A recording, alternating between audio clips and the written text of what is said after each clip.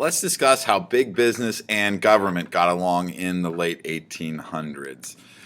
Big business is growing larger and growing more powerful, and they're using two big methods for growing. The first is known as horizontal integration.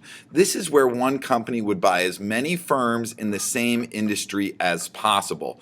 As a result, they would completely control one step of the production or the distribution for a product. The best example of this is this man here, J.D. Rockefeller's Standard Oil Company.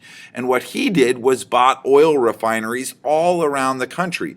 Pretty soon, he owns almost all of the oil refineries. So if you want to take crude oil and turn it into real oil that you can use, you're probably going to have to go to Rockefeller and use one of his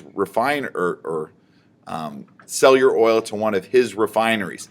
He controls that step of the process, and as a result can really charge almost anything he wants. This is known as horizontal integration. The other method is known as vertical integration. This is where a company would acquire all the steps in production and distribution of a product. Now, Andrew Carnegie, who's here in the back, did this with the steel industry. Our diagram is showing it with the meat industry.